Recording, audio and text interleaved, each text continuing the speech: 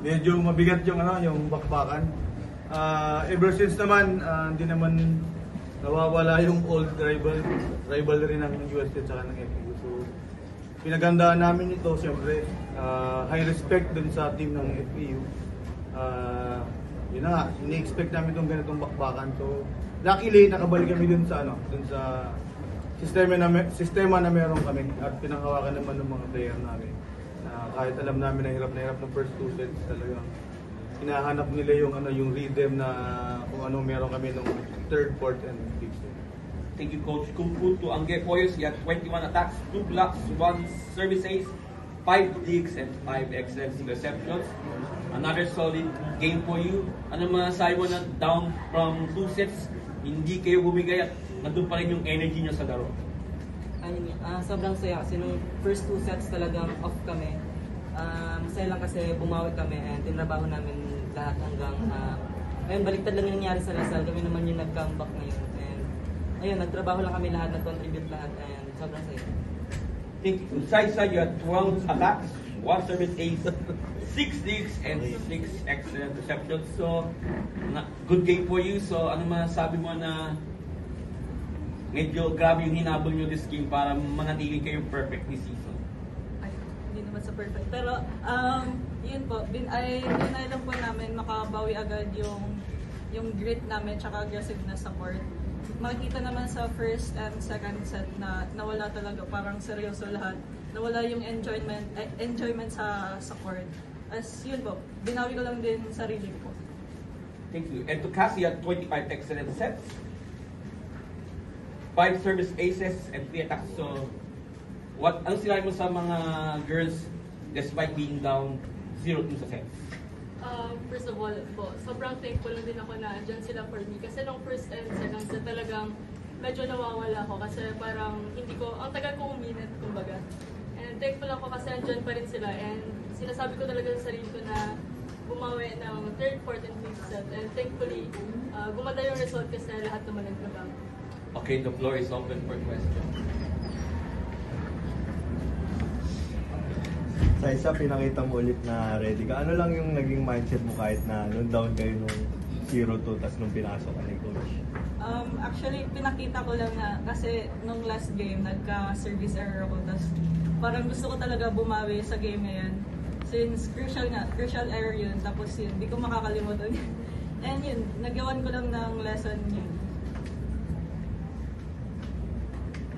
Coach, how big is it for the team na sa mentality ng team na tinalo niyo? How big is it for the mentality of the team na tinalo niyo NU, tinalo niyo Lasal, tapos nakahabol kayo sa from 2 sets down? Actually ang mentality talaga na ini-instill namin sa kanila. Actually kung sino kalaban na andyan, talagang ilalaban namin yung laro. Kasi kung maglalaro lang kami, kaya sinasabi namin po ulit-ulit. Kung maglalaro lang kami, hindi kami mananalo. Pero yung every game, every point na ilalaban namin, may possibility na manalo kami. So yung namin, yung discipline namin, yung determined, at saka yung deliberate na yung paulit-ulit namin sinasabi. Especially during ang kailangan, deliberate yung binibigay namin sa kalaban namin. So yung disiplina andyan sa depensa. At yun nga, down by 2, so yun, kailangan maging determined kami na ipanalo yung bawat puntos, every set, tapos hanggang sa makuha namin yung game. Coach, si Coronado, maganda rin yung pinakita nung game. Can you talk about the readiness lang ng lahat ng players? Alam namin kasi ready yan mga yan. Lahat ng mga tao namin sa lineup, naka-ready yan. Just na kailangan lang ng right time. Nag-contribute big time. So yun ang pinakamaganda doon. So sabi nga namin, bakit ginagamit ka, nire-ready kasi namin. So ito yung mga pagkakataon na halos na-rotate na namin yung 3 weekend namin. So coming from nowhere, alam na namin si May na lang ang hindi ba namin na susubukan. Kasi doon na, dire-diretso naman na. So luckily, tumama naman lahat ng pinaghihirapan nila during training. So actually, ito na rin yung hinihintay ng bata.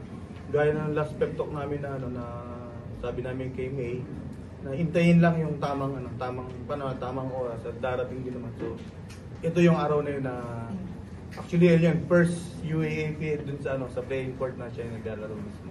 So maganda naman na naging resulta. So we're very happy para sa kanya kasi nga nagbubunga yung pinaghihirapan ng bata.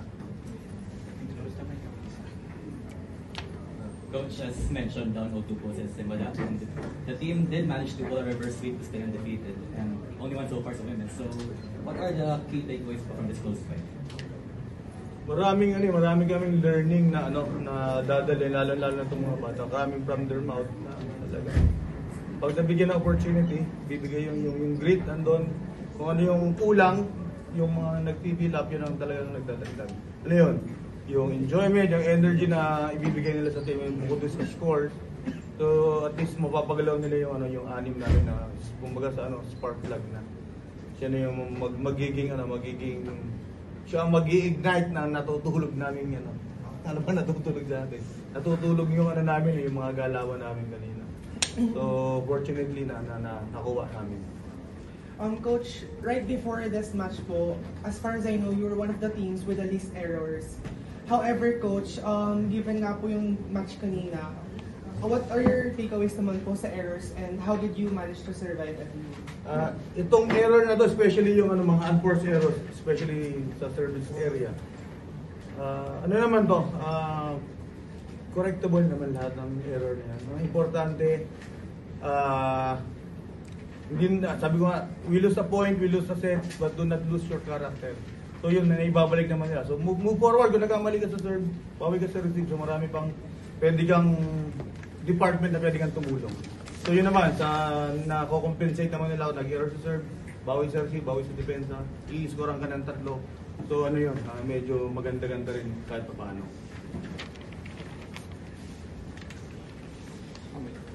For the players, kasi at this point, ganon na siguro kapulido yung connection mo sa mga spikers mo. And siguro, in the other way around, ang kay Saisa, ganon na kasolid yung spiker to setter connection niyo kay Cassie at this point of the season. For me po, ang dami pa namin kailangang i-polish talaga. Hindi pa namin naabot yung standard na gusto namin at gusto ng coaches. So yun pa rin po yung tinatrabaho namin araw-araw.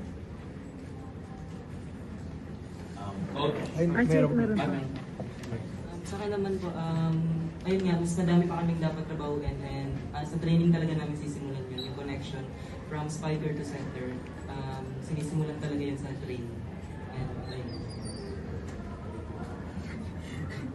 Sa akin naman, wina-workout din po talaga namin sa training and yun po, nagiging isang factor na din na close po kami outside the training and yun, yung closeness po namin sa labas. Coach, you're playing Ateneo this Saturday. So, alam natin na rebuilding tong Ateneo. So, ano yung magiging mindset ng mga bata kahit, we know that Ateneo is the rebuilding mode. Ano yung mindset? First thing, ang una namin tinuturo sa kanila ay rumespeto ng kalaban. Regardless, whoever it is na nasa harapan namin, kung ano yung, again, kung paano kami nagre-ready dun sa mga nakalaban namin this past few weeks, ganun din ang ibibigay namin kay Ateneo. Kasi ano ito, lahat naman natututo. Lahat naman dumadaan sa proseso. Sila, anytime pwedeng bumalik kay Ateneo. Yung respeto lang namin sa kanila na paghahandaan namin sila. Meron kaming at least 5 days or 6 days to prepare para sa kanila. So yung mga every details bibigyan namin sa player namin para kasi kung ano yung binigay namin sa kanila, pwede namin hanapin kasi may hirap humingi sa kanila na wala naman kami binibigay na regarding din sa kung ano meron si Ateneo. So first thing, we will scout them siguro by Tuesday o Monday. So yun, ano namin sila. I-ready namin yung mga player namin. Okay. Congratulations, Coach Kung Fu, Saisa, Angge, and Cassie.